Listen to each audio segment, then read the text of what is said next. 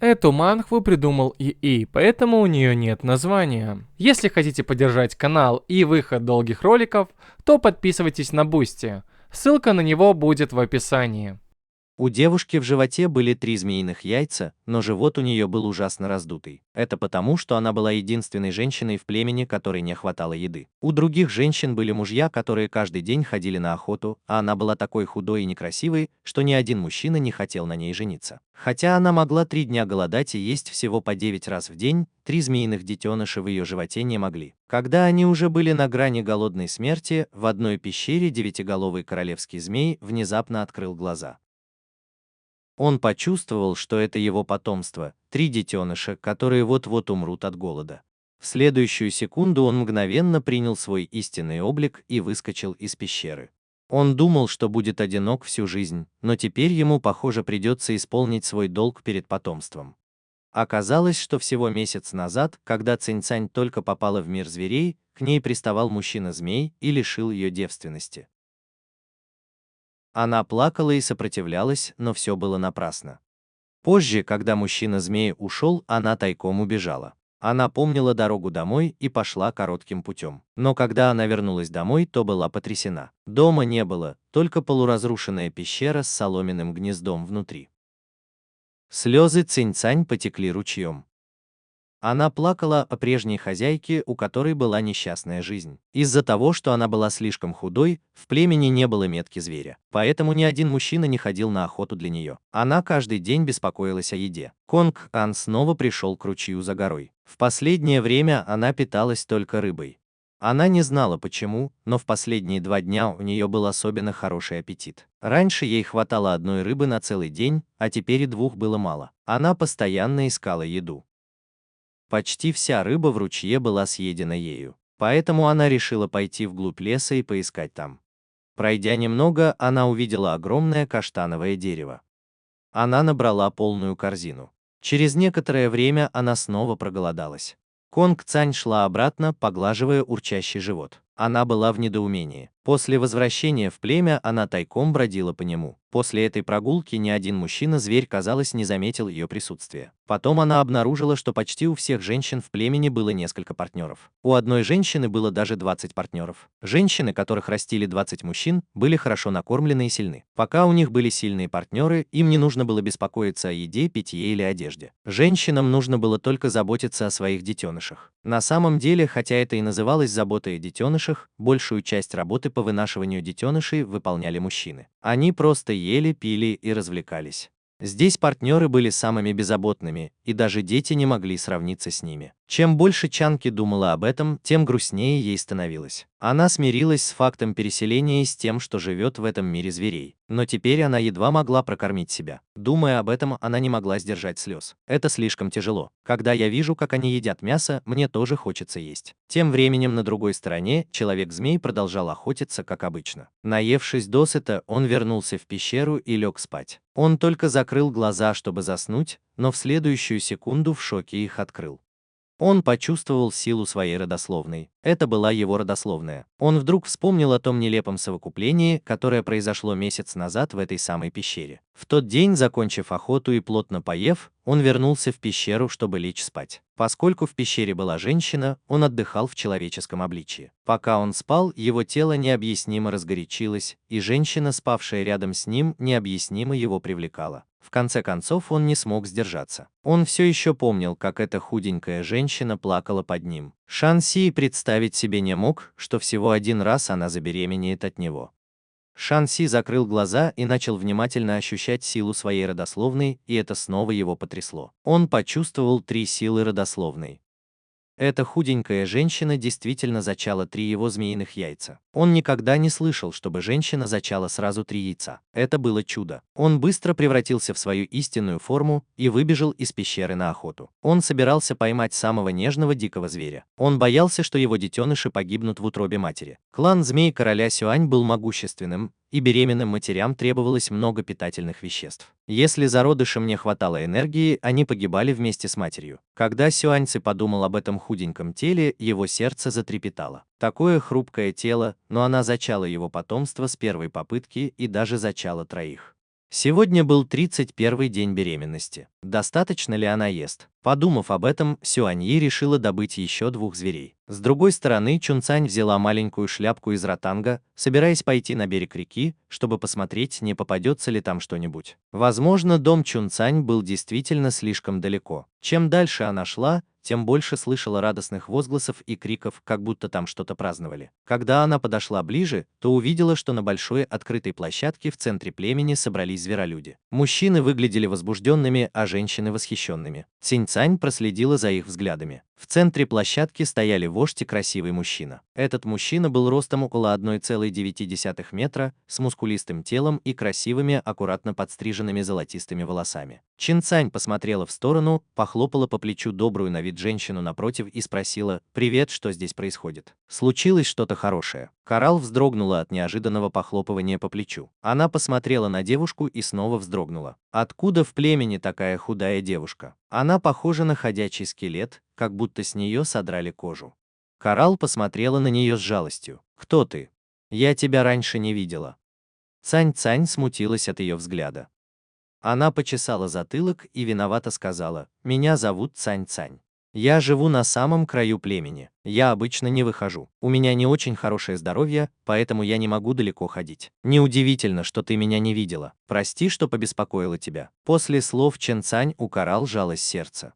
Она знала, кто эта девушка-зверочеловек перед ней. Эту девушку приютило племя, и она жила в горной пещере на самом краю племени. На церемонии совершеннолетия ей не сделал предложение ни один мужчина, поэтому она не смогла присоединиться к племени. Коралл объяснила, что эта девушка была очень худой, как детеныш, и у нее покраснели глаза.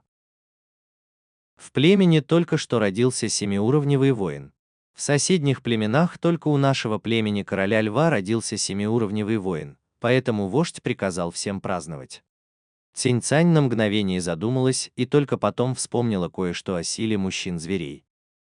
Большинство мужчин-зверей рождаются с определенным уровнем силы, и у большинства он 1 или 2 уровня. Те, у кого 3 уровня, считаются гениями, но можно повысить свой уровень, охотясь или поглощая энергию. Но каждый уровень — это как пропасть, и чем выше уровень, тем страшнее сила. Быть семиуровневым в таком юном возрасте — это действительно удивительно. Цинь-Цань подтвердила это и сразу же спросила о серьезном деле. «Как тебя зовут?» «Я хотела спросить, куда вы все ходите мыться». Услышав это, Коралл стало еще жаль ее. Она даже не знала, где можно помыться. «Меня зовут Коралл. Ты идешь к воде?»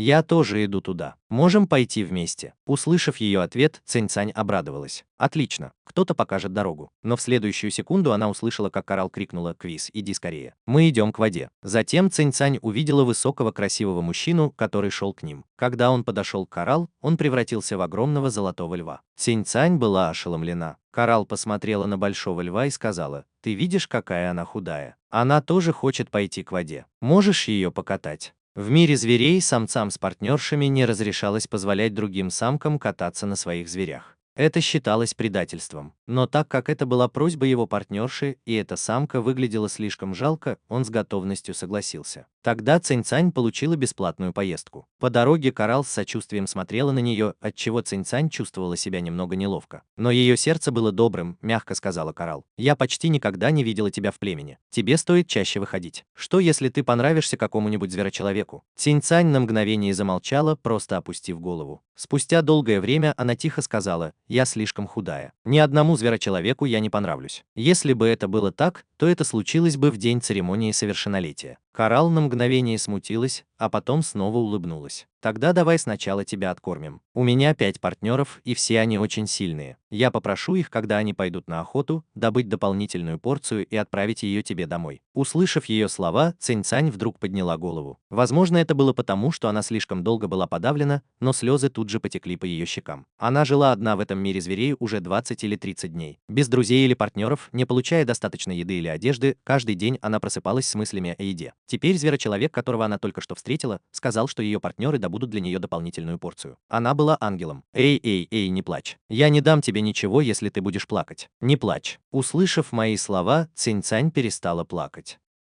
«Что ты сказала?» Коралл увидела, что она тут же перестала плакать и быстро сказала: «Не плачь, не плачь, я не дам тебе это». Рот Цинь-Цань дважды дернулся.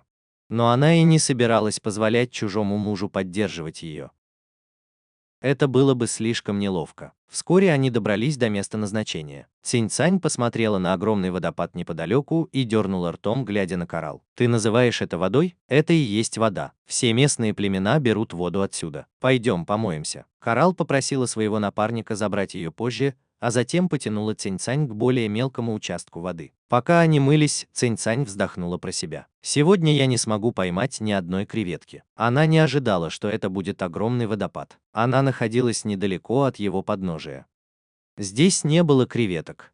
Умывшись, коралл посмотрела на ее худенькую фигурку, где были видны все кости. У нее снова защемило сердце. «Чун-Янь, приходи сегодня ко мне на ужин. Мои товарищи поймали огромного старого быка, и мы с несколькими товарищами не можем его съесть. Приходи к нам». Глаза Кван-Цань тут же загорелись. «Это здорово. Сегодня я не буду голодать». Цинь-Цань улыбнулась и сказала: «Хорошо, спасибо, коралл. Я принесу тебе что-нибудь вкусненькое в другой раз». Сказав это, она коралл тут же обернулась, слегка дрожа.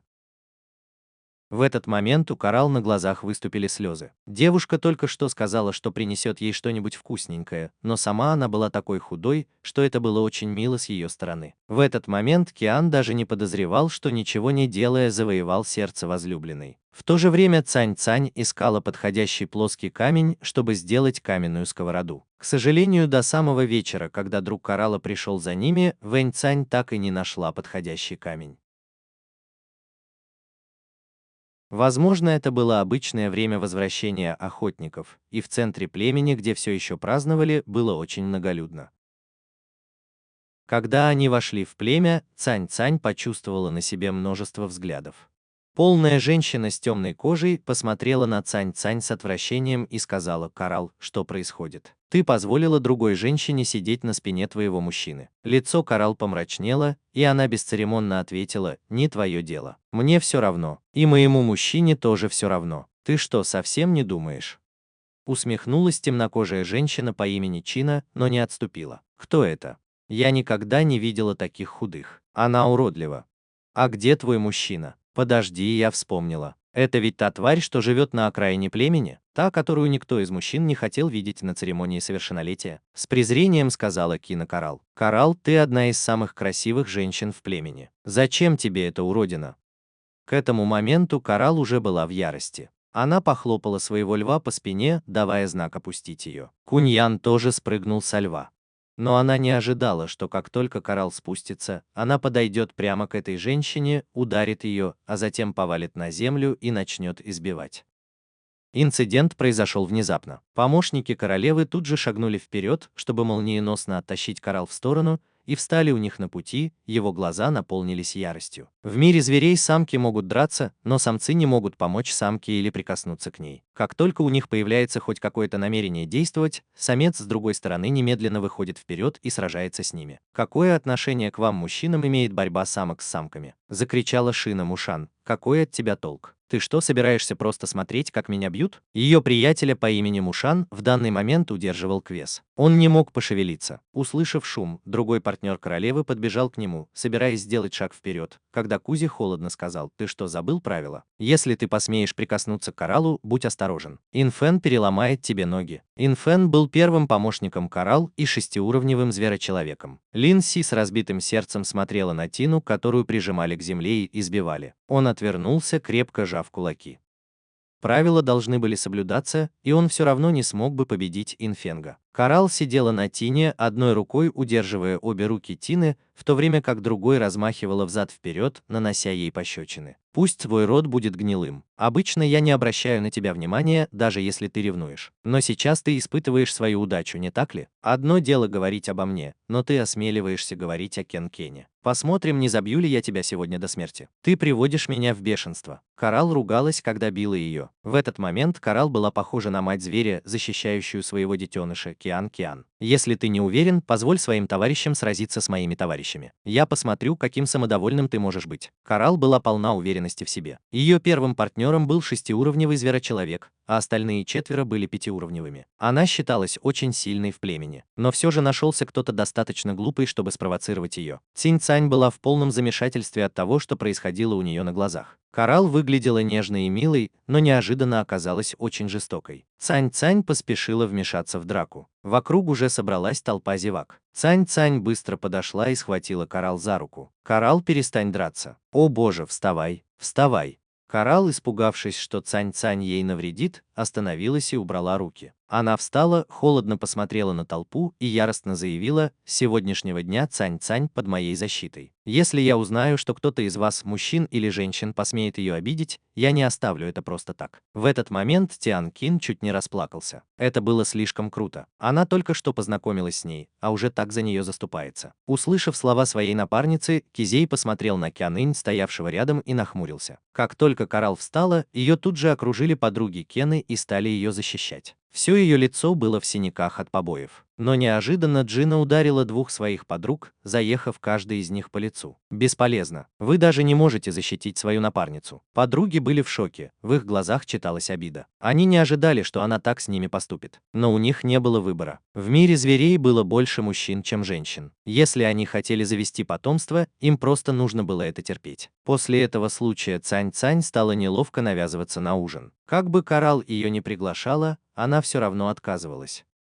Сегодня она и так была очень счастлива. Вернувшись домой, Цань-Цань сначала пошла к ручью за горой, чтобы проверить обстановку. К счастью, в ее плетеной корзинке была рыба. Сегодняшний ужин был обеспечен. Она быстро принесла рыбу домой, чтобы приготовить ее, а затем начала собирать хворост, чтобы развести огонь и пожарить рыбу. Тем временем, за пределами племени короля льва, все мужчины почувствовали сильное давление со стороны высокопоставленного зверочеловека. Вождь и его сын Хан Чуан, семиуровневый воин, которые в это время ели, тут же прекратили свои дела и уже собирались выйти, когда встретили зверочеловека, который пришел передать сообщение. «Вождь, у входа в племя стоит зверочеловек, который хочет тебя видеть». Ли Шан и Хэхуань поспешили к входу в племя.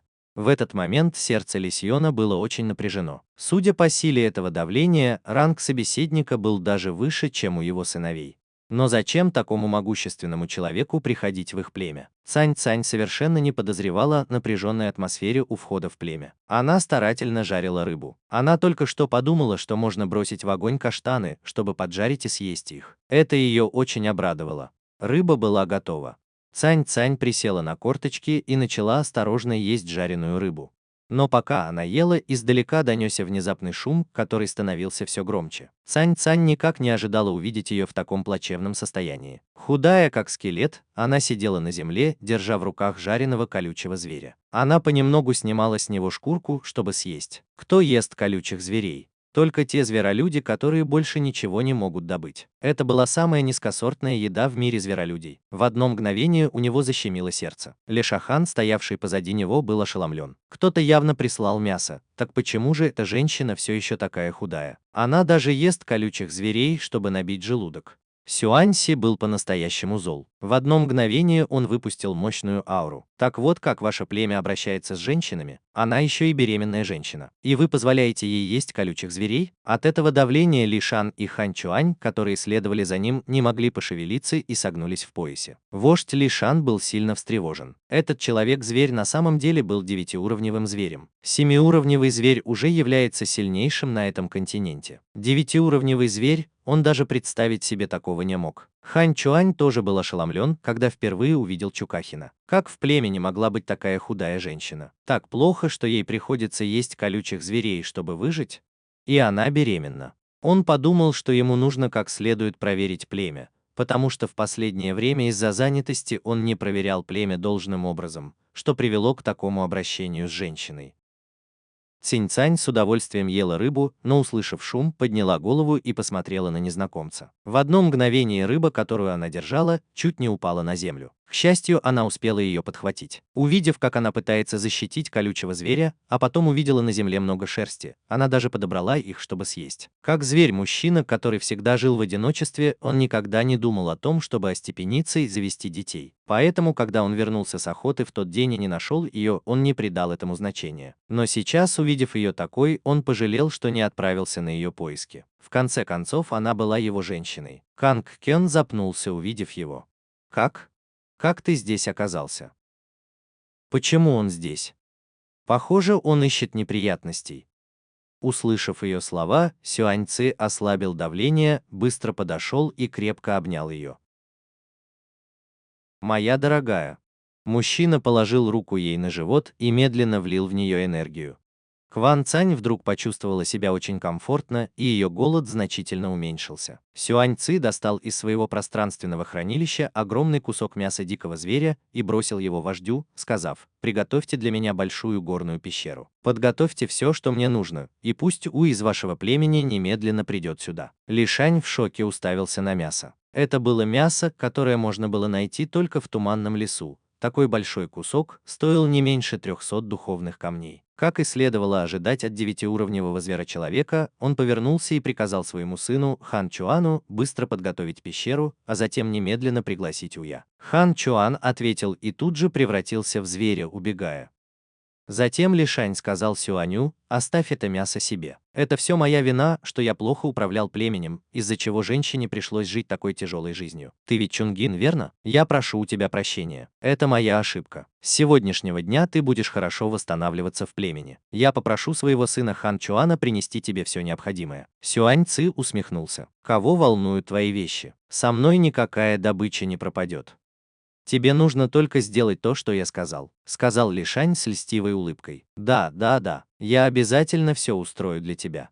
Цинь Цань все это время была совершенно сбита с толку. Почему этот зверочеловек здесь? А вождь кланяется ему и расшаркивается перед ним. Когда она ела рыбу, она услышала, как они говорили что-то о беременной самке. Киан внезапно посмотрела на свой живот. «Что, ты беременна?» – спросила она, слегка дрожа. «Это ты. Что ты только что сказал?» Я беременна?» Почувствовав, как дрожит ее тело, мужчина крепче прижал ее к себе. «Да, она моя». Их было трое. Глаза Цинь Цань закатились, и она тут же упала в обморок. Прежде чем потерять сознание, в ее голове промелькнула только одна мысль. Все кончено. Когда Цинь Цань очнулась, ее держал на руках мужчина, а перед ними стоял очень старый мужчина. Старшая женщина щупала ей пульс. Уи был немного шокирован. Эта худенькая женщина на самом деле обладала такой мощной способностью к зачатию. Она знала, как трудно было клану змей короля бездны размножаться. Обычно на одно рождение приходился один детеныш. Но сейчас эта маленькая самка вынашивала 3 детенышей, и каждый из них был очень здоровым. Уи ласково посмотрел на Цань Цань. «Твои детеныши очень здоровы. Я выпишу тебе какое-нибудь лекарство. Пей его 4 дня подряд. Это пойдет на пользу и тебе, и детенышам». Чан Цань был немного подавлен. Неудивительно, что она всегда так быстро проголодалась и не набирала вес, несмотря на то, что ела так много. Все это съедали малыши в ее животе. В следующую секунду бабуля Ви снова улыбнулась. «Хочешь, чтобы у тебя остался отпечаток? Я могу сделать тебе отпечаток». Цань Цань снова был сбит с толку. Что такое отпечаток? В конце концов, Цань Цань получил отпечаток в каком-то оцепенении. После этого на ее груди появилась отметина в виде змеи, а на груди зверочеловека отметина в виде кролика. Цан Цан, ошеломленная, превратилась в самку зверя, а ее муж был невероятно силен. Но когда она узнала, что ее муж был змеем-оборотнем, и что она беременна 3 маленькими змеенышами, у нее закатились глаза, и она снова потеряла сознание. Когда она очнулась, то оказалась в незнакомой пещере. Она лежала на мягком соломенном ложе. Ее вещи были аккуратно сложены в стороне. В пещере стоял большой каменный стол, на котором лежала куча фруктов. Обычно, когда она просыпалась, она чувствовала сильный голод, даже боль в желудке, но сегодня все было иначе. Она чувствовала себя прекрасно. Может быть, это потому, что отец ее детей пришел, и маленькие змееныши почувствовали его присутствие. В этот момент снаружи пещеры раздался крик. «Кан Цан, ты проснулась?» Услышав это, Кан Цан вышла из пещеры и увидела, что Коралл и ее муж ждут ее у входа. Увидев ее, Коралл радостно шагнула вперед и взяла ее за руку. «Тебе нравится эта пещера? Я ее украсила для тебя. Когда я услышала, что Хан Чуан хочет обустроить для тебя пещеру, я вызвалась помочь». Сон улыбнулась и посмотрела на нее. «Спасибо, мне здесь очень нравится». Вдруг Хару наклонился и хитро прошептал ей: «Чонг Цан, ты нашла такого замечательного мужа. Теперь никто не посмеет тебя обидеть». Тонг Цан растерялась. Что значит замечательный? Я ничего такого не помню. Неужели я забыла? Серьезно, сказала Коралл. Давай просто скажем так. Ты можешь пройти через весь лес, не сворачивая. На самом деле не будет преувеличением сказать, что ты можешь пройти пешком через весь Южный континент. Черт возьми, это потрясающе. Цинь-Цань привычно выругалась. Коралл вдруг потянула ее за собой и направилась к ближайшей пещере, сказав: «Ты, наверное, голодна, да? Твоя подруга сказала нашей семье, что ей нужно вернуться за вещами и попросила меня присмотреть за тобой. Твоя подруга дала мне огромный кусок мяса дикого зверя. Ты можешь поесть со мной сегодня? Ешь сколько хочешь». Только тогда Цинь-Цань поняла, что Коралл была ее соседкой. Это здорово. Когда они пришли к Коралл домой, мужчина-партнер уже готовил. Увидев их, мужчина, которого они встретили в тот день, сразу сказал: «Ужин готов». Коралл радостно усадила ее за стол. Остальные 5 партнеров сели рядом. Пока они ели, обстановка стала немного странной. Партнеры обслуживали Коралл, а Коралл, в свою очередь, обслуживала Цинь-Цань. От этого ей стало немного не по себе, хотелось смеяться и плакать одновременно. Сегодня они ели жареное мясо. Как и раньше, мясо было безвкусным и даже немного рыбным, но Цинь-Цань все равно заставила себя его съесть. Чин-Цань посмотрела на кухонную утварь в доме Коралл. Она была только для жарки мяса. Казалось, что они еще не понимали, что такое готовка. Цинь-Цань спросила: «Вы все только жарите еду?» Коралл кивнула. На лицах других партнеров было написано любопытство. Они явно были озадачены вопросом Чин-Цань, потому что все так и делали. «Я научу тебя готовить по-новому, но сначала нам нужен каменный горшок. В каменном горшке можно варить такие вещи, как суп. Горячий суп согреет тебя в холод». Как только она это сказала, у всех зверолюдей загорелись глаза. Согреться в холоде — это же здорово. Коралл смущенно спросила: «Киан, что такое каменный горшок?» Вопрос Коралл заставил ее немного засомневаться, как ответить. Чангчон немного подумал и сказал: «Твои товарищи должны уметь вырезать из камня, верно?» «Конечно. Мой первый помощник, Инь Фэн, 6-уровневый воин. Его способность — ветер. Он может резать все, что угодно». Чангчон услышал это и сказал: «Тогда это просто. Коралл, пойдем к воде. Я проверил место, где мы купались в прошлый раз, и там есть большие камни, идеально подходящие для изготовления горшков». Вскоре Кён Кан, Коралл и ее товарищи подошли к берегу. Сначала товарищи Коралл принесли на берег 2 большие гальки, а затем Цинь-Цинь начала руководить Инь Фэном, чтобы он вырезал и сделал каменные горшки. После того, как они были готовы, их отполировали до гладкой формы. Вскоре были готовы 2 каменных горшка отличного качества. Цань-Цань даже сделала 2 набора каменной посуды. Ложки, тарелки, миски для риса и супа были готовы. Увидев, что еще не стемнело, Цань-Цань предложила прогуляться неподалеку и посмотреть, нет ли там чего-нибудь полезного. И, конечно же, она нашла перец чили и имбирь. Сердце Чан-Цань было невероятно взволновано. С имбирем она могла есть мясо без рыбного запаха. Она собрала немного перца чили, а затем попросила других товарищей Коралл аккуратно выкопать корни. Она хотела забрать их, чтобы посадить. Затем группа вернулась домой с урожаем. Каждый из товарищей Коралл взялся за дело. Один сразу развел огонь, другой почистил каменный горшок, а третий, как она и велела, нарезал мясо, имбирь и перец чили. Цинь-Цань увидела, как ее напарник чистит кастрюлю, и легким движением пальца он создал воду из воздуха и наполнил ею кастрюлю. Она подумала, что было бы здорово, если бы у нее тоже был напарник с водной способностью. Тогда ей не пришлось бы беспокоиться о воде. Мясо было положено в холодную воду, и туда же добавили 2 ломтика имбиря. Когда вода закипела, на поверхности появилась пена. Цинь-Цань сняла ее ложкой. Когда вода очистилась, получился прозрачный мясной бульон. В этот момент Коралл достала соль. Цинь-Цань посмотрела на соль. Это была крупная желтая соль, но лучше, чем ничего. Цинь-Цань взяла немного соли кончиками пальцев и бросила в суп, чтобы он был посолен. Цинь-Цань раздала каждому по миске мясного бульона. Все были очень взволнованы. Они попробовали суп, и их глаза расширились от удивления. У мяса не было рыбного запаха, и оно было очень свежим. Коралл с восхищением смотрела на Цинь-Цань, пока та добавляла соль в суп. «Чен-Цань, ты потрясающая. Ты так много знаешь». Затем Чен-Цань показала им, как вытапливать жир.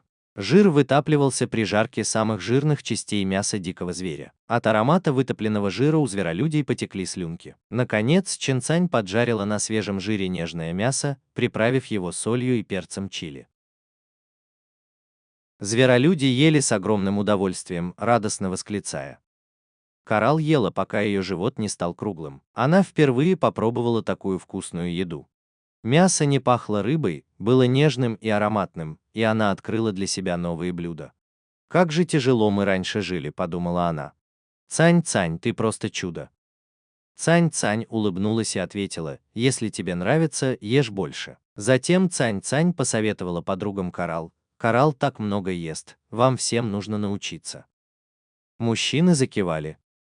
После тяжелого дня Кан Цань устала и пошла домой спать. Беременные люди действительно засыпают, как только ложатся в постель. Посреди ночи она почувствовала, как кто-то обнимает ее, нежно поглаживая живот. Но она была слишком сонной и быстро заснула снова. Кайхан спал как младенец. Она села в своем гнезде и потянулась, но вдруг поняла, что на ней нет вчерашней шкуры животного. Материал был похож на песок. Он был удобнее и прохладнее, чем шкура животного. Цань-Цань вдруг замерла. Неужели этот человек в шкуре зверя переодевал ее? Он мой муж, это нормально, успокоила себя Цань. Она привела себя в порядок, встала с кровати и вышла на улицу. Когда Цань-Цань вышла, она увидела, что ее муж учится готовить вместе с Иньфеном. Только тогда Цань-Цань поняла, насколько он красив. Она не обращала на него особого внимания, когда они впервые встретились. Она только что переселилась и была в шоке, поэтому не замечала красивых мужчин. Во второй раз они встретились, когда пришел вождь. Она тогда ела и вздрогнула, когда увидела его. Она даже подумала, что он пришел отомстить. Месть за то, что она тайком сбежала. В конце концов, в мире зверей есть неписаное правило. Если мужчина находит женщину на улице и если он одинок, то эта женщина становится его спутницей. Теперь она поняла, что ее муж был невероятно красив. Это лицо, как у демона, и телосложение. Взгляд Цинь-Цань невольно остановился на одном месте. Если она не ошибалась, там было двое. Цинь-Цань тихо покраснела. Вдруг что-то потекло у нее по губам. Она хотела вытереть это, но в следующее мгновение оказалась в объятиях мужчины. В мгновение ока Цинь-Цань оказалась перед знахарем. Только тогда она заметила кровь на своей руке. А нет, у меня пошла кровь из носа только от того, что я посмотрела на красивого парня. Шаньцзи держал ее с тревогой и беспокойством, глядя на знахаря. Быстро проверь ее. Почему у нее вдруг пошла кровь? Конг Цань была так напугана, что хотела найти дыру, в которую можно было бы заползти. Она потянула его за руку и прошептала: «Я в порядке. Я просто немного взволнована». Сюаньши выглядел озадаченным. Взволнована? Почему? Это мясо такое вкусное. Тогда я поймаю еще. При этих словах Цинь-Цань потеряла дар речи. Это была плохая черта зверолюдей в мире зверей. Иногда с ними было очень трудно общаться. Чонкин немного подумал, затем, покраснев, жестом попросил его наклониться. Затем она наклонилась и прошептала ему на ухо: я просто подумала, что ты слишком красив». Я на мгновение растерялась. «Со мной все в порядке. Давай скорее вернемся». Сюаньцзи услышал ее слова и не смог сдержать смех. «Я впервые слышу, чтобы у зверочеловека шла кровь из носа от одного взгляда на красивого парня. Но в то же время не могу сдержать улыбку». Увидев их нежное общение, я тоже улыбнулся.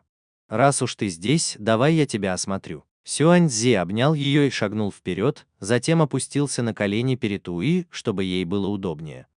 Цинь-Цань тоже послушно протянула руку, чтобы Уи могла проверить ее пульс. «Раньше у тебя был недостаток питательных веществ, потому что ты мало ела. Теперь, когда ты беременна, ты знаешь, что детеныши в твоем животе поглощают много энергии. Ты должна есть и пить достаточно каждый день. Лекарства, которые я прописал, нужно принимать каждый день. Ни одного дня нельзя пропускать. Ты сейчас слишком худая, потому что не получаешь достаточно энергии». Цинь-Цань все еще была немного растеряна. «Бабушка, ты хочешь сказать, что мне все еще не хватает питательных веществ? Все, что я ем, поглощают детеныши, поэтому я не набираю вес. Ты это имеешь в виду?» Уи убрала руку и ласково посмотрела на нее. «Да, можно сказать и так. Твой партнер из клана Глубокого Короля Змей. У них очень сильные врожденные способности. Даже будучи детенышами, они должны поглощать много энергии. Если они не будут поглощать достаточно, они начнут поглощать энергию матери. Но не волнуйся, твой партнер очень силен, так что тебе не нужно беспокоиться о еде. Просто помни, что не нужно ненавидеть детенышей из-за того, что они неосознанно поглощают энергию. Хорошо? Когда у тебя будет достаточно энергии, а детеныши наберутся сил, ты начнешь набирать вес». Шванки тем временем еще крепче сжал ее руку. Он чувствовал себя одновременно взволнованным и напуганным. Он наконец понял, что их спаривание было неестественным. Он заставил ее. Хотя он нашел женщину в мире зверей и был единственным зверем, то есть технически она была его женщиной, для спаривания все равно требовалось ее согласие. Мужчина медленно сжал ее руку. Чинцань подумала, что он беспокоится, что она будет ненавидеть детенышей. Она положила свою руку на его и сказала: «Не волнуйся, я не буду их ненавидеть. Это мои дети. Я их очень люблю». Услышав ее слова, Сюаньси покраснел, и у него немного защипало в носу. Он тихо спросил: «Она правда хорошая?» Они пошли обратно. Он нес ее на руках, и когда Чинцань была в его объятиях, она вдруг поняла, что забыла кое-что. Подумав немного, она наконец поняла, что даже не знает имени своего мужа. Чинцань начала вести себя немного по-детски. «Ты даже не сказал мне свое имя. Это смешно, что я беременна неизвестно от кого и даже не знаю, как зовут отца моих детей.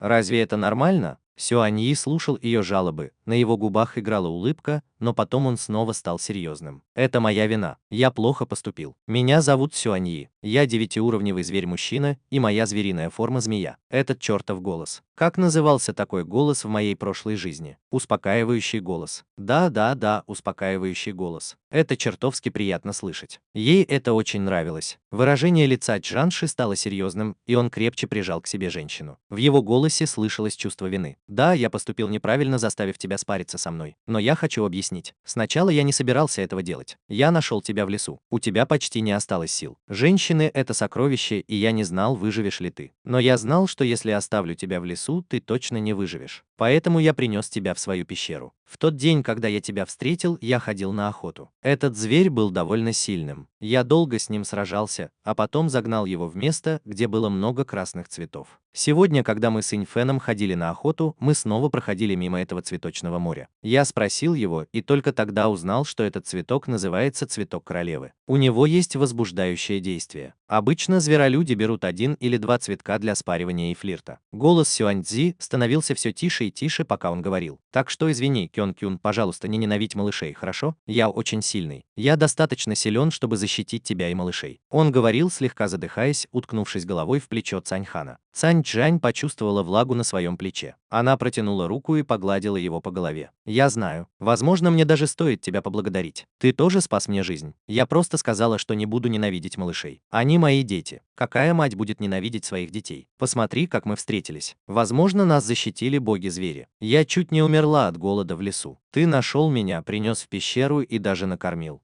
А потом я забеременела твоими малышами. Возможно, это судьба». Она рассмеялась над своими словами, используя избитую фразу из своей прошлой жизни. Услышав ее слова, Сюаньци поднял голову, его глаза покраснели и наполнились непонятными эмоциями. В этот момент он мысленно поклялся, что будет заботиться о ней и оберегать ее до конца своих дней. Он никогда не позволит ей страдать. Она этого заслуживает. По дороге домой Цуаньцань и Сюаньи привлекли к себе много внимания. Кто бы мог подумать, что у самой нелюбимой и непопулярной женщины в племени будет муж-зверочеловек высокого уровня. И она еще и беременна тройней. Это доказывает, что она очень плодовита.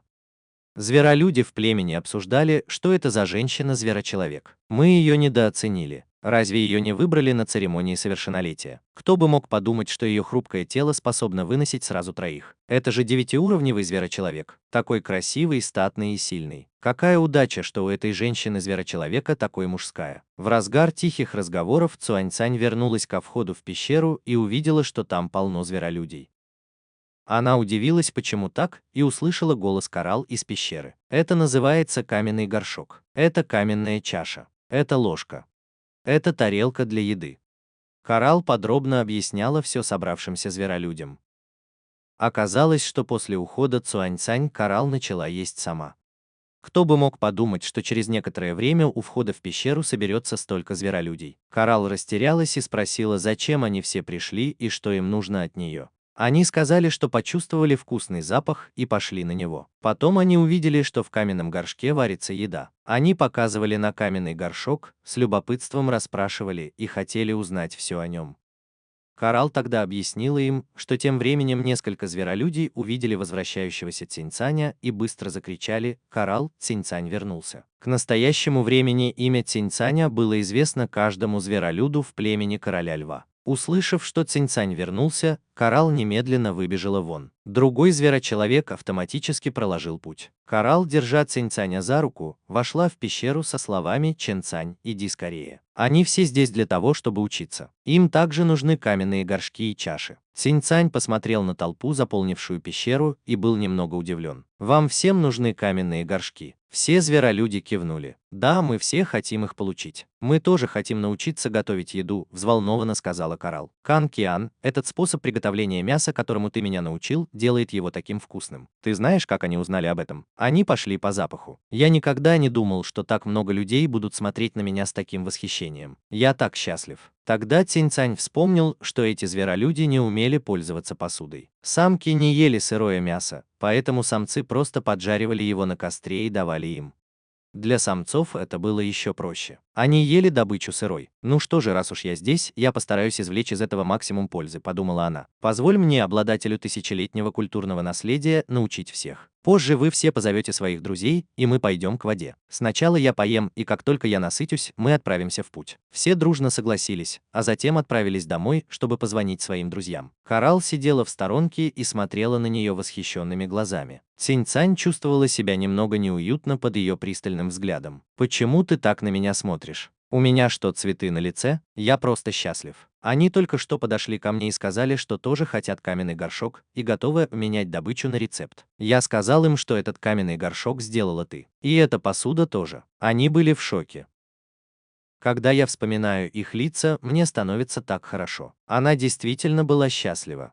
Раньше эти женщины в племени смотрели на Цинь-Цань свысока, но теперь у нее не только был суперсильный муж, но и сильное потомство, которому они завидовали. Даже каменные горшки и миски, которые они хотели, были изобретены Чан-Цань. Это было как пощечина по лицу каждой из них. «Так приятно. Так приятно». Чан-Цань улыбнулся. «Пока ты счастлива, я научу тебя еще чему-нибудь». Услышав ее слова, глаза Коралл засияли. С этого дня она стала фанаткой Цинь-Цань номер 1. Пока Цинь-Цань ела, у входа в пещеру снова поднялась суматоха. «Быстро отдай эту добычу, Цинь-Цань. Быстро отдай шкуру этого животного, Цинь-Цань». Коралл и Чан-Цань переглянулись и вышли вместе. У входа в пещеру толпились зверолюди, женщины, которые хотели получить каменные горшки, и их мужья. Вход был завален вещами, добычей, шкурами животных, какими-то неизвестными фруктами и несколькими сапфироподобными предметами. Чунь-Цань была ошеломлена. «Это для чего?» «Это наш подарок. Пожалуйста, не стесняйся. Мы не можем позволить тебе учить нас бесплатно. Да, мы слышали, что ты беременна. Ты такая худая, тебе нужно больше есть. Смотри, этот кусок мяса укрепит твое тело», – радостно сказали они, и все выглядели взволнованными. Кол тоже подбадривал Цань-Цань сбоку. Цань-Цань просто приняла это. Это от чистого сердца. Цинь-Цань кивнула. Она не стала бы брать это бесплатно. Позже ей еще предстояло многому их научить. «Тогда спасибо вам всем. Я попрошу Коралл предупредить тебя позже, чтобы ты пришла к входу в племя». Попрощавшись со всеми, Винкион посмотрел на кучу припасов на земле и погрустнел. «Как я все это унесу? Коралл, тебе что-нибудь приглянулось? Бери все, что хочешь». Коралл быстро замахала руками. «Нет, нет, мне ничего не нужно. У меня все есть. Это подарок от всех вам». Увидев ее обеспокоенное лицо, Сюаньцы, стоявший рядом, улыбнулся и сказал: «Чанг-Цань, ты не знаешь, куда все это сложить?» «Да, наша пещера не вместит все это». Чжуаньси подошел к ней сзади, обнял одной рукой за талию, а другой взмахнул, и все припасы мгновенно исчезли. Увидев это, Чун-Цань удивленно распахнула глаза. «Это пространственная способность, как в романах?»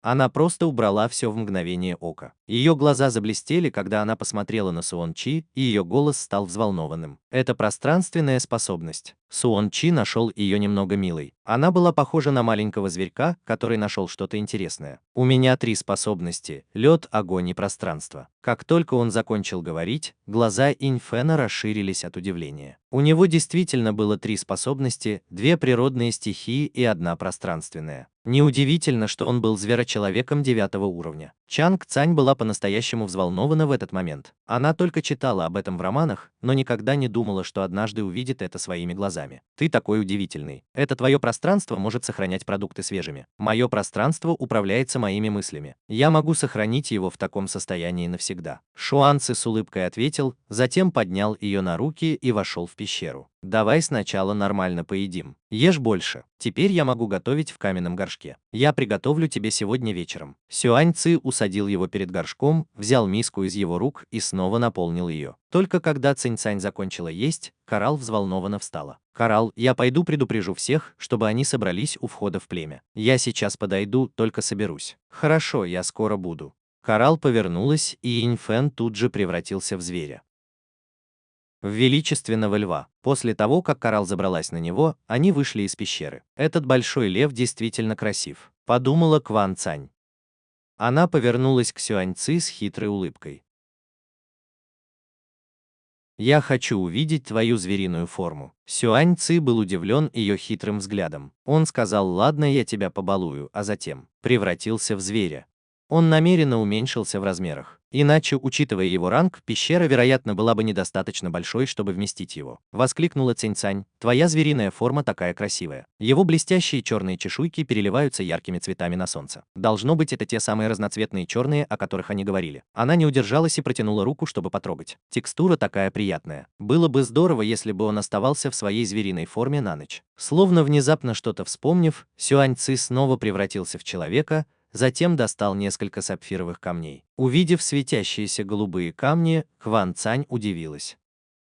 «Что это?» Суанши взяла ее за руку и вложила в нее 10 камней приземления, затем достала целую сумку и положила ей в руку. Цинь Цань взяла камни и внимательно их рассмотрела. «Они довольно красивые», — объяснил Шванке. «Это так называемые камни приземления. Они используются в качестве валюты среди зверолюдей. Когда мы охотимся, у некоторых животных в теле есть камни духа. Камни духа могут использоваться мужчинами для повышения уровня. У женщин они укрепляют тело.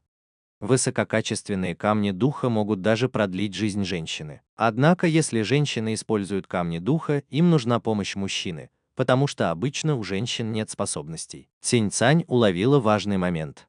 Обычно у женщин нет способностей, значит, некоторые женщины тоже могут их обрести. Старый Шванки кивнул. Это правда, но такое случается очень редко. Женщины, которые обретают способности, обычно становятся знахарками. Те, у кого выдающиеся способности, становятся знахарками высокого уровня и обычно живут в суперплеменах. Цзян Цань вдруг поняла, что ей нужно больше узнать о культуре зверолюдей. Сюань Ци сказал немного снисходительно: «Возьми этот мешочек с камнями приземления.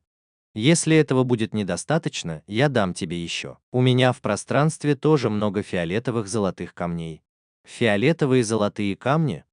Она снова удивилась. Увидев ее растерянное выражение лица, Сюань Ци немного расстроился. Девушка, которая даже не знала, что такое камни приземления и фиолетовые золотые камни. Он достал фиолетовый золотой камень и положил его ей в ладонь, а затем подробно объяснил. Камни приземления – это камни духа самого низкого качества. Они есть у обычных диких зверей. Фиолетовые золотые камни более высокого качества, чем камни приземления, и встречаются только у диких зверей более высокого уровня. Выше них красные камни духа и черные камни духа. Черные камни духа бесценны. Если мы переведем их в ранг зверолюдей, то камни земли будут эквивалентны 3-звездочному зверочеловеку, камни фиолетового золота 5-звездочному, камни красного духа 8-звездочному, а камни черного духа, как говорят, эквивалентны 12-звездочному зверочеловеку. На континентах, где я бывал, не говоря уже о 12-звездочном зверочеловеке, всего 2 9-звездочных, и я один из них. Так что на этом континенте ты можешь ходить где хочешь, потому что я непобедим». Цинь Цань посмотрела на него, и в ее сердце зародилось сложное чувство. Она не понимала, что это было, но в этот момент ей захотелось поцеловать его.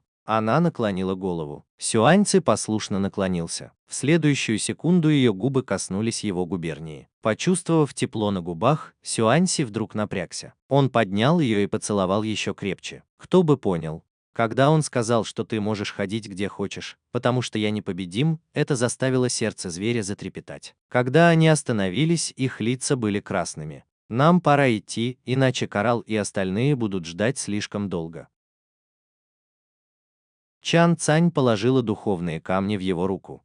Сюань Ци убрал их в свое пространство и понес ее к воде.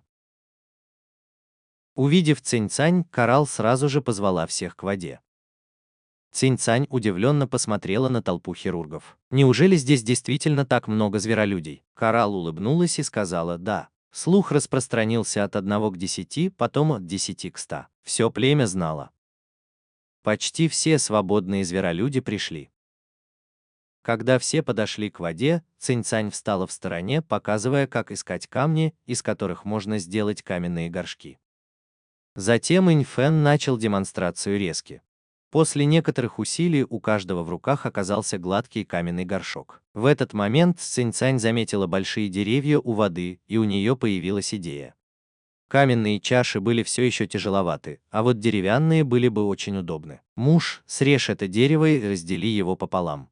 Муж? Какой муж? Хотя Сюаньци был озадачен, он знал, что Чен Цин обращается к нему. Он слегка поднял руку, и в воздухе быстро пролетело тонкое ледяное лезвие. Огромное дерево с грохотом упало, и еще одно ледяное лезвие разрезало его пополам. Чен Цин велела мужу распилить дерево на части, а Инь-Фэну сделать деревянные чаши, как они делали каменные. Каменные чаши все еще тяжеловаты и не очень удобны. Сегодня я научу вас всех делать деревянные чаши. Вскоре была готова посуда. Каждый предмет был очень гладко отполирован. Все зверолюди были поражены. Сюаньси тоже удивился. Он не ожидал, что это можно сделать таким образом. Его партнерша была просто потрясающей. Затем все принялись за работу. Когда все сделали свои чаши, Хён Кён собиралась было вернуться в племя, но вдруг вспомнила, что без зверочеловека с водной способностью доставать воду будет очень неудобно. Поэтому она решила сделать емкость для воды. Цинь-Цань выбрала относительно толстое дерево, велела Чуаньце срубить его, а затем разделила на несколько частей. Она выдолбила середину дерева и отполировала его. Вскоре получилось большое деревянное ведро. Цинь-Цань также велела им сделать крышку и деревянный черпак для зачерпывания воды. Канг-Цань объяснил каждое из этих средств по порядку и даже продемонстрировал, как ими пользоваться. Все в порядке, это чистое деревянное ведро, в котором можно хранить воду. Теперь все знают, как это делается, не так ли? Если у тебя получится, тогда начинай их делать. Скоро и другие последуют твоему примеру. Коралл взяла ковшик, который сделал Инфэн, и сразу же зачерпнула ковшиком воды с кромки воды. И тут ее глаза загорелись. Чжан Цань действительно слишком умен. После всей этой тяжелой работы Чжан Цань проголодалась. На самом деле она уже некоторое время была голодна и думала подождать, пока все закончат, прежде чем вернуться, но теперь она больше не могла ждать. Она взглянула на мужчину, стоявшего рядом с ней. Мужчина тут же обнял ее за талию и тихо спросил, не устала ли она и не проголодалась ли. Чан Цань кивнула в его объятиях. «Я проголодался. Я хочу съесть жареного мяса». Услышав это, Сюань Ци немедленно подхватил ее на руки и вернулся в пещеру. Вскоре Кан Цань уже с удовольствием ел жареную говядину у себя дома. Он в очередной раз поразился тому, насколько удивительным было качество мяса в этом зверином мире. Оно было действительно жирным, нежным и свежим. Даже многие стейки, которые он ел в своей прошлой жизни, не были такими вкусными. Сюань Ци перевернул мясо в горшочке и улыбнулся, глядя на него. «Похоже, тебе действительно нравится это звериное мясо». Кан Цань ел с выражением искреннего удовлетворения на лице. «Это мясо такое вкусное. Оно жирное и нежное. Тогда я наловлю еще, чтобы ты мог наесться досыта». Глядя на стоящего перед ней красивого мужчину, который жарит для нее мясо и говорит нежные слова, она вдруг почувствовала, что трудности, которые она пережила ранее, были не напрасны. Иметь мужа – это действительно хорошо. Она могла наесться досыта за каждым приемом пищи. Пока Чан Цань все еще с аппетитом ела, у входа в пещеру уже собралось много зверолюдей. В этот момент к пещере подошла Коралл.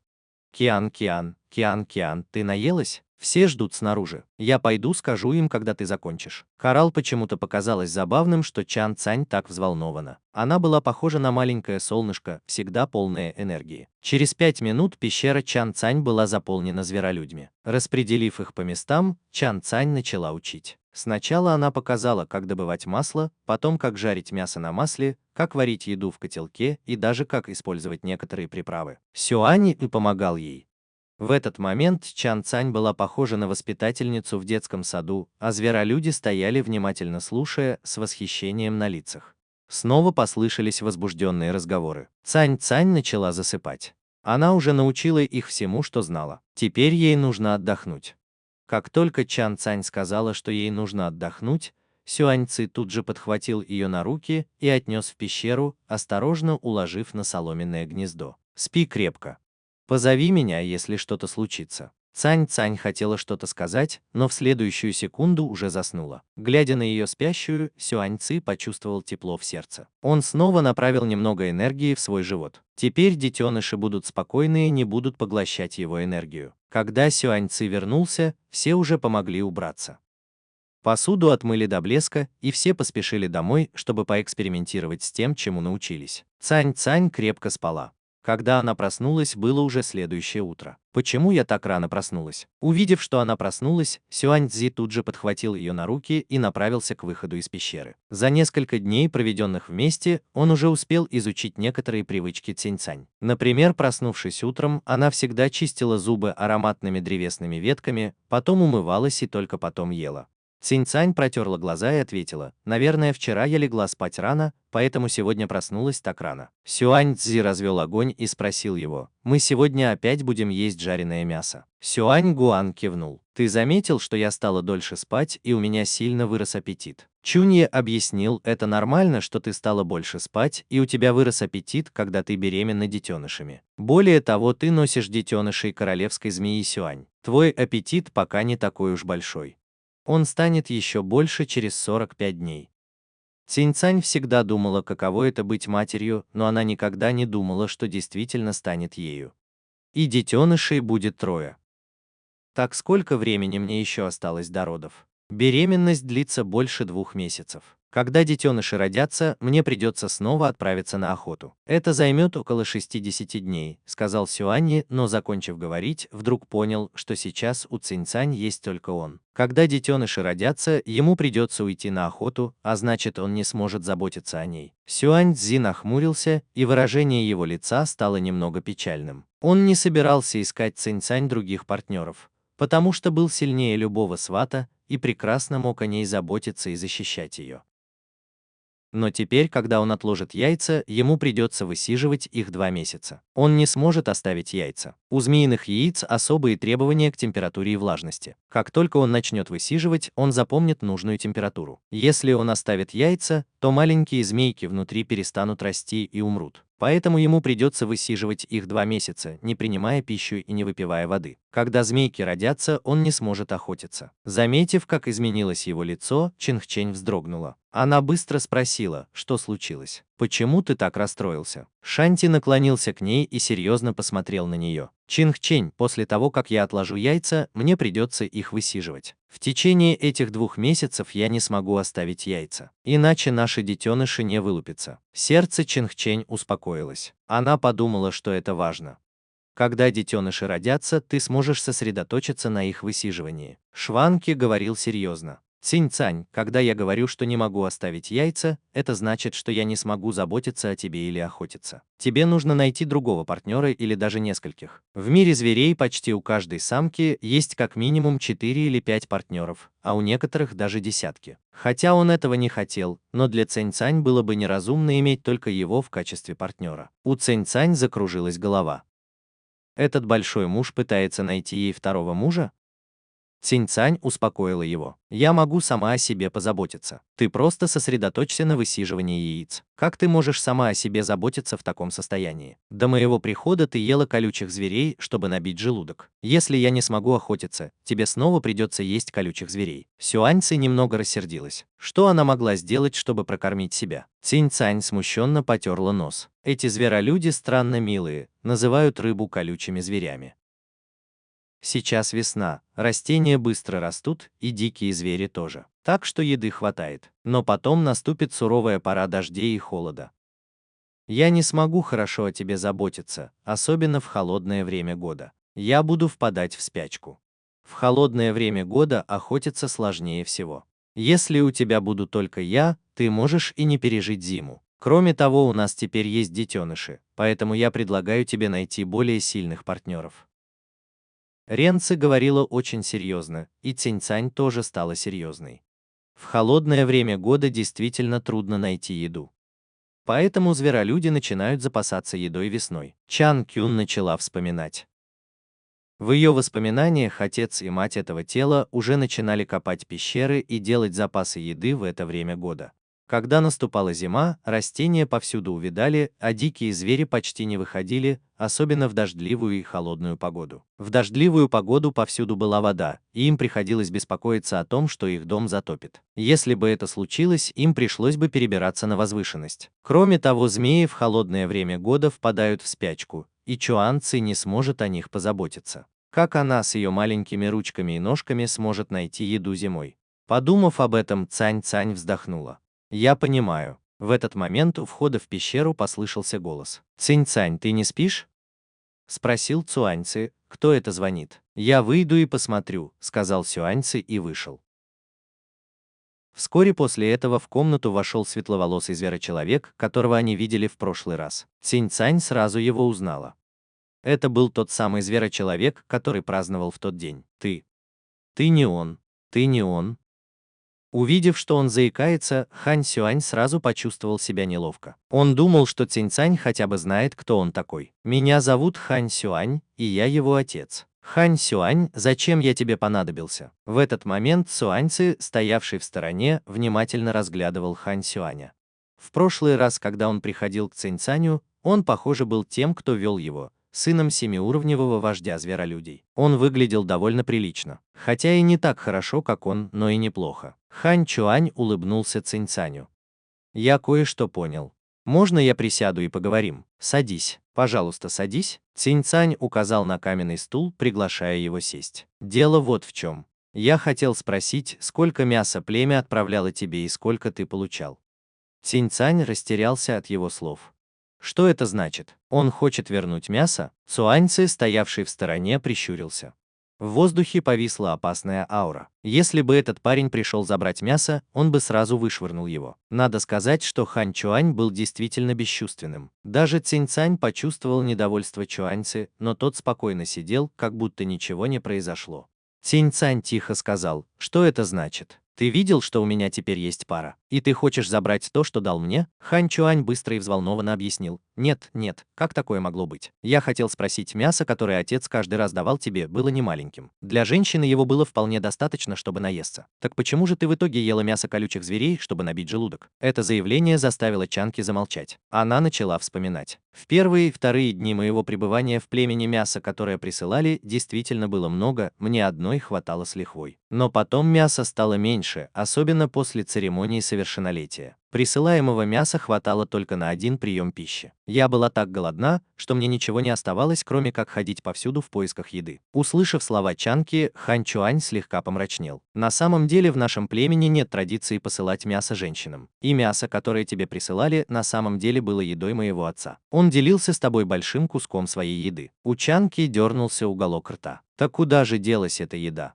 Хань Чуань был уверен, что на каком-то из промежуточных этапов что-то пошло не так, поэтому она получала так мало мяса. В этот момент стройная рука протянула ей миску, полную мяса. «Чанки, пора есть». Чанки посмотрела на Сюаньцы рядом с собой. В этот момент он выглядел как брошенный мужчина, в его глазах было полно обиды. Он, наверное, был так поглощен разговором с Хань Чуанем, что даже не заметил, как Сюаньцы закончил жарить мясо. Чанки взяла миску обеими руками и мило улыбнулась ему. «Спасибо, мой самый-самый лучший змееныш». Сюаньцы, который поначалу был недоволен, тут же расплылся в улыбке, услышав это. Он покраснел и, заикаясь, сказал: «Ну что ты, пожалуйста, это то, что я должен сделать как твой друг». «Ну как? Там есть продолжение». Чанг Цань улыбнулась и кивнула ему. Сюаньцзи не смог сдержать улыбку и продолжил жарить мясо. В этот момент Хань Чуань тоже понял, в чем дело. «Я прошу прощения, что побеспокоил вас так рано. Я вернусь и разберусь с этим. Я сообщу вам, когда у меня будут результаты. Тогда я пойду». С этими словами он быстро ушел. Он шел так быстро, что Цинь-Цань даже не успела ничего сказать, как он скрылся из виду. Она еще не успела задать вопрос. Цинь-Цань тихо пробормотала. По словам Хань Чуаня, было нетрудно догадаться, что мясо должно быть украли. Она стала вспоминать, пытаясь представить себе того человека-зверя, который принес мясо. Именно из-за этого проклятого человека-зверя, который украл мясо, хозяин дома умер от голода. Пока она думала об этом, бык перед ней был схвачен большой рукой. «Что случилось? Ты интересуешься этим Хиншуаном? Ты выглядишь расстроенный, как только он уходит. Если он тебе нужен, я его украду», сказал Сюаньи, снова наполняя миску мясом. Цинь-Цань взяла миску и, прищурившись, стала есть мясо. Какой сильный запах ревности! Цинь-Цань хотела подразнить его. Она игриво сказала: «Правда, ты можешь его просто украсть?» Рука Сюаньцзи, которая жарила мясо, вдруг замерла. Затем он положил палочки и уставился на вход в пещеру. Боже мой, он действительно запал на этого льва. Он сказал, что заберет его себе, и он действительно этого хочет. Увидев, что он расстроен, Чангчон нашел это забавным. Она встала, подошла к нему и присела рядом, глядя на него.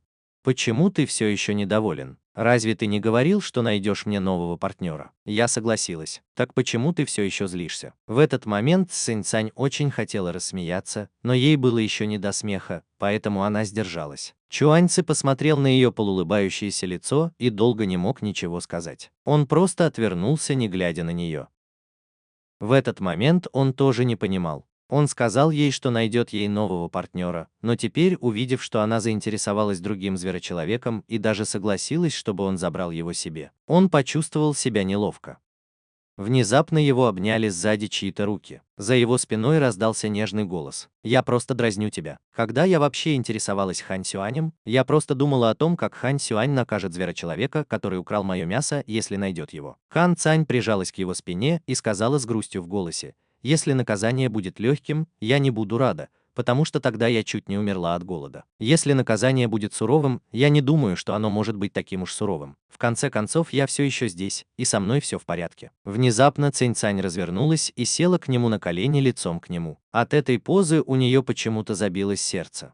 Сюаньси посмотрел ей в глаза и сказал твердым тоном: «Если хочешь, я могу убить его ради тебя». Цинь Цань замолчала. Она хотела, чтобы тот человек, который украл мясо, заплатил за это. Но она не думала, что его нужно убивать. Однако, раз уж он умер, это не должно было быть напрасно. Она вдруг почувствовала такую усталость. «Что же мне делать? Я хочу спать. Я хочу лечь». Цинь Цань прижалась к нему, словно сдувшийся шарик. «Я не хочу сейчас об этом думать. Мы поговорим об этом позже». Он поднял ее на руки и вошел в пещеру, затем осторожно положил на соломенное гнездо. «Спи, я буду снаружи. Позови меня, если что-то понадобится». Когда Цинь Цань проснулась, она увидела встревоженного Шуан Ки. Она протерла глаза и спросила, что случилось. Увидев, что она проснулась, Сюань Ци наконец успокоился. Он присел перед ней на корточки. «Ты проспала целый день и ничего не ела. Я очень волновался». Он влил в нее много энергии, пока она спала, боясь, что детеныши поглотят ее собственную энергию. «Ты голодна? Что ты хочешь съесть? Я приготовлю. Все нормально. Я тоже немного проголодался. Решай сама». «Хорошо. Тогда я все равно пожарю тебе мясо. Сегодня мы поймали несколько коров Момо и принесли их. Тебе хватит на какое-то время», — с улыбкой сказал Сюань Ци, доставая из своего пространства большой кусок говядины. Легким движением пальцев большой кусок мяса превратился в множество маленьких кусочков. В этот момент в пещеру вошли Коралл и Иньфэн. Лицо Коралл было счастливым. «Чан Цань, ты наконец-то проснулась. Я тебя весь день не видел. Я ужасно скучал по тебе». Цань Цань улыбнулась и ответила: «Эй, я сегодня долго спала. Это даже напугало моего друга». В этот момент Сюань Ци жарил мясо. Услышав голос Цань Цань, он серьезно посмотрел на нее. «Ты меня действительно напугала. Я знаю, что беременные много спят, но ты проспала целый день, не ела и не пила». Чан Цань подошла и села перед ним, дотронувшись до его лица. «Прости, я заставила тебя волноваться». «Это...» «Ничего», — пробормотал Сюань Ци, и если бы кто-то присмотрелся, то заметил бы, что его уши покраснели. «Цань Цань, ты даже не представляешь. Сегодня все принесли корову Момо, а женщины принесли фрукты, шкуры животных и все остальное. Они сложили все это у входа в пещеру». Коралл вспомнила утреннюю сцену и вздохнула. Это было даже оживленнее, чем праздник племени. Пока она говорила, Коралл вдруг села рядом с Чан Цань и посмотрела на нее с болью в сердце. «Я помню, что ты раньше ела этих колючих зверей, но теперь тебе больше не нужно это делать. Здесь так много мяса, что мы даже не можем его доесть», — с улыбкой сказала Цань Цань. «Вообще-то колючие звери съедобны. Хоть у них и много шипов, но мясо очень вкусное, особенно для приготовления рыбного супа. Кажется, мне нужно научить их готовить рыбу. Рыба в этом мире зверей невероятно вкусная». Он вспомнил, какой вкусной была жареная рыба, когда он впервые ее попробовал. Такая ароматная и сладкая. Он даже представить себе не мог, насколько вкусной она будет в супе. Коралл выглядела озадаченной. «Колючие звери вкусные?» «Да, колючие звери действительно вкусные. Ты просто не знаешь, как их есть. Раньше, когда мне не хватало еды, я отправлялся на дальнюю гору и ловил колючих зверей, чтобы зажарить и съесть. Они были такими вкусными. Я поймал всех колючих зверей с дальней горы, ха-ха-ха». смеясь, сказал Канг Цань. Но все смотрели на нее с жалостью и болью в сердце. Как раз в этот момент ей предложили деревянную миску, полную мяса. Сюаньи выжидающе посмотрела на нее. «Быстро попробуй это. Как тебе моя сегодняшняя стряпня?» У него не было опыта ухода за женщинами, и он всегда испытывал трудности с нагревом при жарке мяса. Он втайне много тренировался. Цинь-Цань посмотрела на его нетерпеливое выражение лица, взяла палочки для еды, подцепила кусочек мяса и съела его. «Это так вкусно! Сюаньи, твоя стряпня стала еще лучше». Услышав ее похвалу, сердце Шуаньзи расцвело от радости, но на его лице появилась лишь слабая улыбка. «Несколько неловко», — сказал Корел, — «я такой жадный. Можно мне тоже немного?» Она знала, что это может показаться грубым, но она действительно испытывала искушение. Криниан быстро передал ей миску. «Ешь, ешь. Моя подруга готовит превосходно. Тебе стоит попробовать». Пока Цинь-Цань говорила, она украдкой взглянула на Сюаньи уголком глаза. Хотя она и не считала Сюаньи скупым человеком, это было мясо, которое он поджарил для нее, и она делилась им вот так. Она боялась, что он может быть немного недоволен. Чуань-Ци, улыбаясь, продолжал жарить мясо. Если этого недостаточно, в кастрюле есть еще. Он заметил, что Чан-Цань украдкой смотрит на него, и это показалось ему немного забавным. Она была слишком милой. Конечно, он был бы не против, если бы Коралл съела мясо, которое он поджарил. Напротив, он был очень благодарен семье Коралл за заботу о Чан-Цань. Быть добрым к Чан-Цань означало быть добрым к нему самому. Сюань-Ци обернулся и улыбнулся Инфену, который стоял рядом. Инфен почувствовал его взгляд и с любопытством посмотрел на него. «Что тебе нужно?» «О, ничего особенного. Я просто хочу, чтобы ты порезал всю говядину, которая у меня есть, на маленькие кусочки, чтобы мне было проще готовить для Цинь-Цань». Инфен не понял. «Ты же 9-уровневый мастер. Порезать мясо на кусочки – это же просто взмахнуть рукой, разве нет? Зачем тебе моя помощь?» Сюань-Ци посмотрел на него и беззаботно сказал: «Моя сила слишком велика. Даже самый слабый огненный клинок поджарит мясо прямо на месте. А ледяной клинок заморозит мясо, и мне придется его размораживать, что довольно хлопотно». Услышав это, лицо Инфена потемнело. «Черт возьми, почему у меня такое чувство, что меня тонко подразнивают?» Затем Инфен начал резать мясо с мрачным выражением лица, а Сюань-Ци складывал кусочки мяса в свое пространство. Все это время он не переставал жарить мясо. Одной рукой он клал мясо, а другой переворачивал его. Цинь-Цань и Коралл были ошеломлены, наблюдая за ним. «Цинь-Цань, тебе не кажется, что твой парень стал еще красивее?» — спросила Коралл, поедая мясо и глядя на своего парня, который резал мясо с помощью своей способности. Цинь-Цань тоже ела и смотрела. «Да, так и есть. Правда? Мне вдруг показалось, что мой парень стал таким очаровательным и красивым. Наши мысли действительно совпадают». Крейнтайн была немного удивлена, понимая, почему Коралл так сказала. Мужчины, которые серьезно относятся к своей работе, самые очаровательные. Цинь-Цань медленно наклонилась к Коралл и лукаво прошептала: «Тебе он так нравится. Почему бы тебе не завести ребенка с Инфеном? Лучше бы он был похож на него. Тогда у тебя был бы свой маленький Инфен», и глаза у Коралл сразу загорелись. «Маленький Инфен» звучит неплохо. Коралл тут же сказала: «Йенфен, ты сегодня спишь со мной». Инфен немного удивился. Сегодня была не его очередь спать с Коралл. Почему она вдруг его об этом попросила? Сюань-Ци, стоявший рядом, украдкой взглянул на свою подругу, и на его губах заиграла улыбка. В этот момент Чжан-Цань не понимала, что ее фраза может лишить одного мужчину возможности спать с ней. У Коралл было 5 партнеров, и они по очереди спали с ней. Сегодня была очередь Квеси. В этот момент в соседней пещере Квеси тщательно готовил спальное место, с нетерпением ожидая ночи. Вскоре Цзян-Цань и Коралл наелись. Иньфен помог Шуан-Ци убрать со стола и помыть посуду. После этого Коралл попрощалась с Тянь-Цанем и пошла домой. Через несколько часов Квеси посмотрел на Коралл с обиженным видом. Сегодня была его очередь спать с Коралл, но когда он ненадолго вышел, его место занял Иньфен.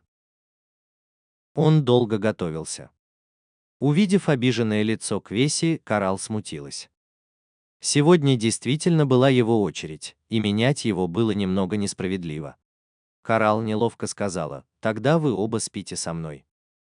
Услышав это, они оба просияли. После наступления темноты снаружи пещеры стало совсем темно. Если прислушаться, можно было услышать неясные звуки. Цань-Цань прижалась к Сюань-Ци и нежно погладила свой живот. «Ты сказал, что через 60 дней ты сможешь почувствовать, кто у нас родится, мальчик или девочка, верно?» Свенки положил руку ей на живот и мягко сказал: «Я думаю, что это будут мальчики. В моем клане никогда не рождались девочки». Цинь-Цинь немного сомневалась. Что если это будут девочки?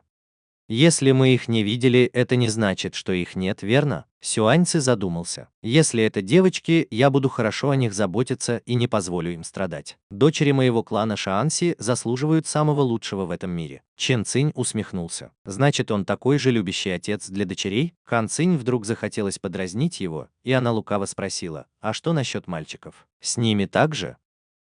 Но Свенки безжалостно ответил. Мальчиков сразу же выгонят из дома, чтобы они жили самостоятельно. Это заявление очень удивило Чан Цинь. Она тут же села и посмотрела на него.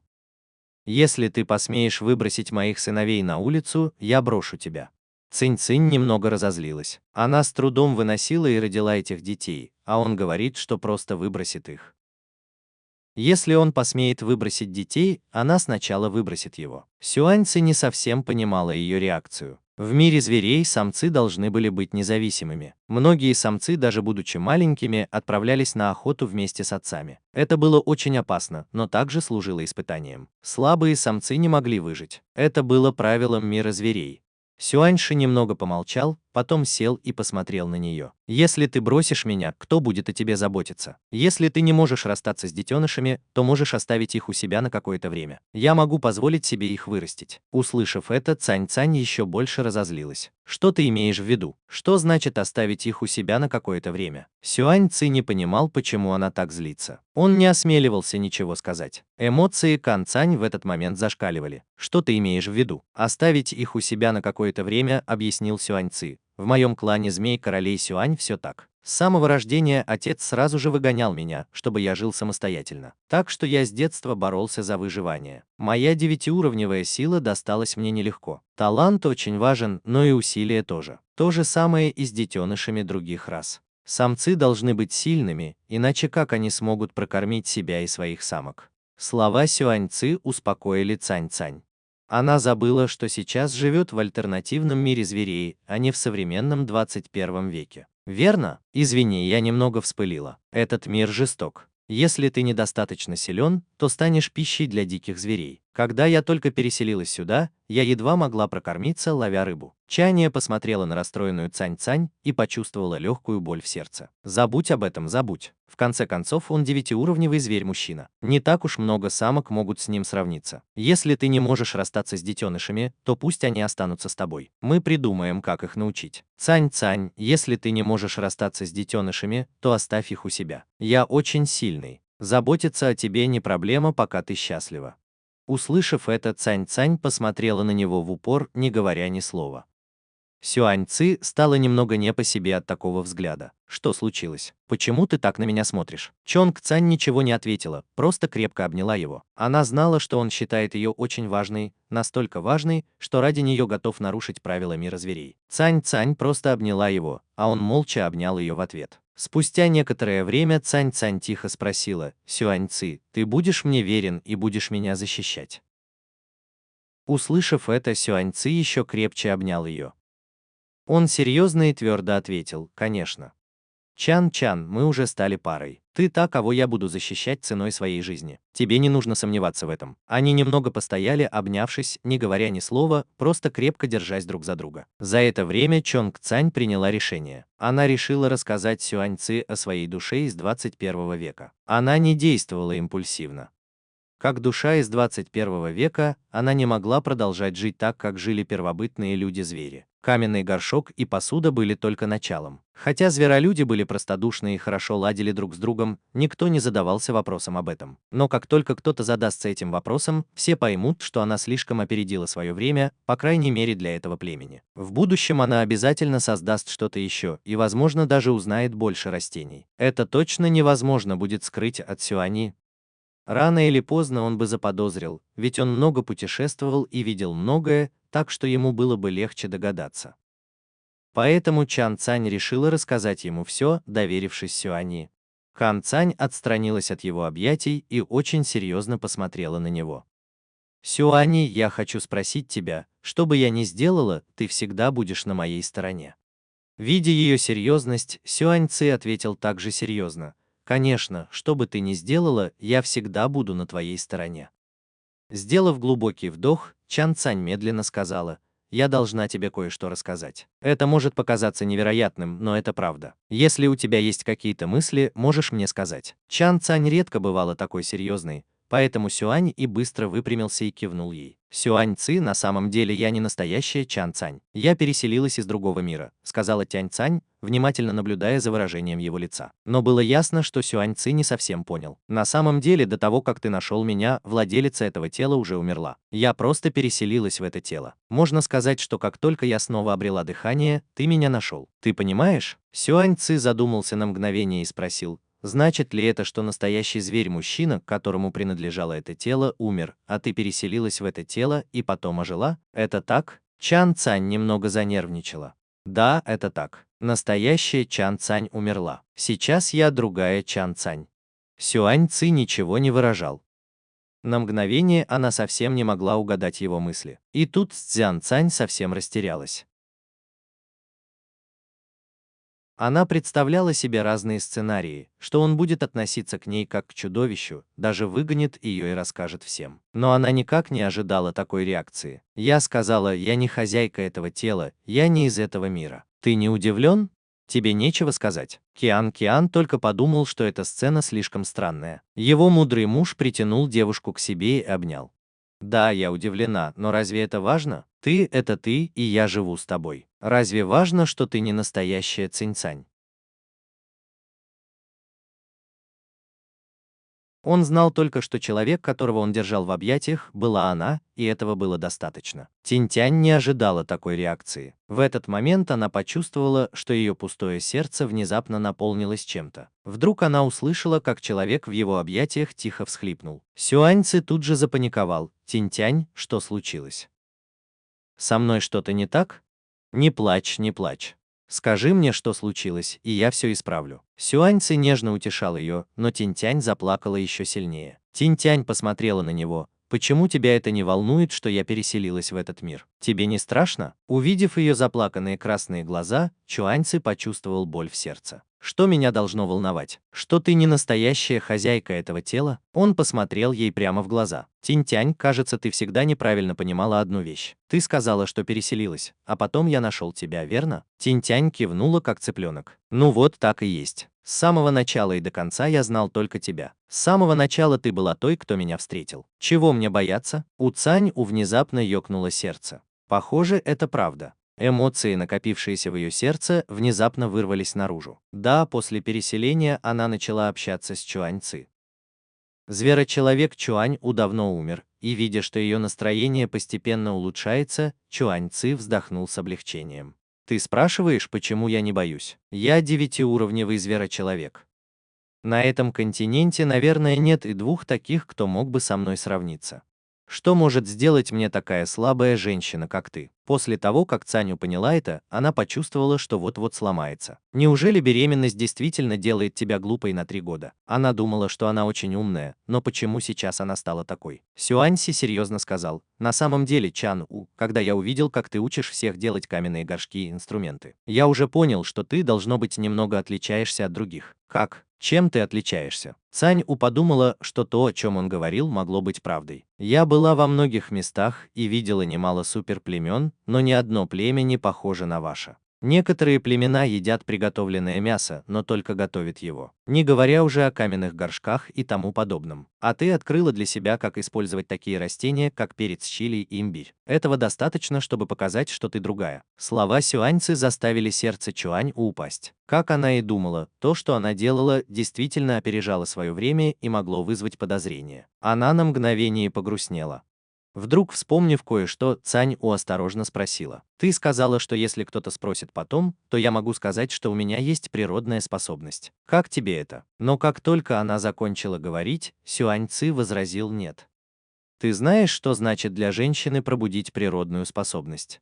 Если эта новость станет известна, то на тебя сразу же начнут охоту зверолюди из высших племен. Женщине и так сложно пробудить способность, а природная способность встречается еще реже. Тебя обучит шаман высокого уровня, и ты станешь следующим шаманом высокого уровня. Но ты еще не пробудила свою способность, и однажды это станет известно. Тогда ты станешь преступницей, и тебя убьют. Он побывал во многих местах, и только у шамана высокого уровня племени Туя была природная способность. Услышав слова Сюань-Ци, Цинь-Цань расстроилась. В конце концов, она не из этого мира. Она все слишком упростила. Уже поздно. «Ложись и отдохни», — сказал Сюань-Ци, притянул ее к себе и лег. Цинь-Цань почувствовала, как в этот момент ее сердце снова наполнилось эмоциями. Неудивительно, что всем так нравятся двухдверные холодильники. Обнимать его – это действительно надежно. Сюань-Ци, как ты хочешь назвать детенышей, когда они родятся? Сюань-Ци промолчал в ответ на ее вопрос. Он действительно не думал об этом. Ты мать детенышей. Ты можешь назвать их. Я послушаю тебя. Цинь-Цань задумалась. Вскоре в ее голове всплыло имя. Сюань-Ци, я придумала имя. Мне кажется, оно очень хорошее. Услышав радость в ее голосе, Сюань-Ци тоже улыбнулся. Он спросил, какое имя? Цань-Цань, тебе нравится это имя? Цань-Цань была очень довольна этим именем. В нем был один иероглиф из ее имени и один из его. Сюань медленно и осторожно произнес его. Цань-Сюань звучит неплохо. Это действительно хорошее имя, Кван Сюань. Ты отлично придумываешь имена. Наконец, Цань-Цань выбрала имена для 3 детенышей. Старшего назовут Цань-Чуань, второго Синьян, а третьего Лобай. Цань-Цань была очень довольна. Она не удержалась и сказала: «Я действительно женщина, которая прочитала бесчисленное количество романов». В этот момент в ее ухе раздался низкий голос. «Сян-Цань, мне очень любопытно. Что ты имела в виду, когда назвала меня мужем? Это обращение к партнеру в моем мире. Понятно. Тогда назови меня так еще раз. Ты давно меня так не называла». Губы Цань Сюаня изогнулись в улыбке. Он флиртовал? Муж нежно позвала Чан Цань. От этого обращения у Шанси защемило сердце. Он понизил голос. «Назови меня еще раз». Цань-Цань послушно и нежно повторила. В следующую секунду Цин-Цань перевернул ее и страстно и яростно поцеловал. Через некоторое время Сюань-Цань наконец отпустил ее, но в следующую секунду он быстро встал и направился к выходу из пещеры. «Цань-Тянь, ты ложись спать первой. Я ненадолго выйду». Чунь-Цань смотрела, как он подошел к выходу из пещеры и отодвинул ведро с водой. Он об этом думает? После всех этих дней он вел себя очень хорошо, не выказывая никаких намерений. Она думала, что он довольно аскетичен, но она ошибалась. Однако теперь она была беременна, поэтому даже если у него были желания, он не мог их осуществить. Сюаньи вынес ведро с водой на улицу и принял холодный душ, но желание не утихало. Воды в ведре уже не осталось, поэтому он превратился в свою звериную форму, обвился хвостом вокруг ведра и направился к реке. Чуаньзи долго купался, наконец-то подавив это желание. Он глубоко вздохнул. Змеи от природы похотливы. Он никогда раньше не был с женщиной, не говоря уже о спаривании. Когда у него начиналась течка, он уходил в какое-нибудь уединенное место, подавлял ее своей силой, и обычно все было в порядке. Но теперь, когда он сделал это, если он не думал об этом, все было нормально. Но как только эта мысль приходила ему в голову, он вспоминал те несколько дней после своего ухода. Это было ужасно. Шань-Цань собиралась дождаться его возвращения, но ждала долго и не видела, чтобы он вернулся. Потом она устала и в конце концов заснула. От этого сна Цань-Цань почувствовала себя невероятно отдохнувшей. Когда она проснулась, то увидела, что он все еще лежит рядом с ней. Риан был немного удивлен, потому что раньше он никогда не оставался, когда она просыпалась. Цуань-Цань тихо пробормотала: «Ты устал прошлой ночью?» В следующую секунду Сюаньи притянул ее к себе. «О чем ты говоришь, Чан-Цань?» «Цань-Цань, мне любопытно. Как ты проснулся?» Она говорила так тихо, что все равно разбудила его. «Я проснулся, когда ты проснулась». Когда она повернулась во сне, он тоже проснулся. «Я разбудил тебя? Ты устал прошлой ночью?» — спросил Сюаньси в замешательстве. «Устал? С чего бы мне уставать?» Цань-Цань, покраснев, прошептала: «Ты вчера не выходил из пещеры». Чуан-Ци дал честный, но уклончивый ответ. «Я не устал. Просто увидел, что в деревянном ведре нет воды, поэтому вышел и набрал воды». «Я понял. Эй, я тебе верю, честное слово». Сван Ки поцеловал ее в лоб и встал. «Ты голодна? Давай сегодня попробуем энергетическое мясо и посмотрим, как оно действует». Цань-Цань очень заинтересовалась. «Какое энергетическое мясо?» Чуан-Ци объяснил ей все от начала до конца. Энергетическое мясо – это добыча, которую он поймал в туманном лесу. Раньше он не решался давать его Цань-Цань, потому что боялся, что ее тело слишком слабое, чтобы справиться с такой энергией. Теперь, когда метка напарника питает ее уже 10 дней, а он передал ей много энергии, ее физическое состояние должно быть в порядке. Цань-Цань немного разволновалась. Мясо звучит вкусно. Давай попробуем.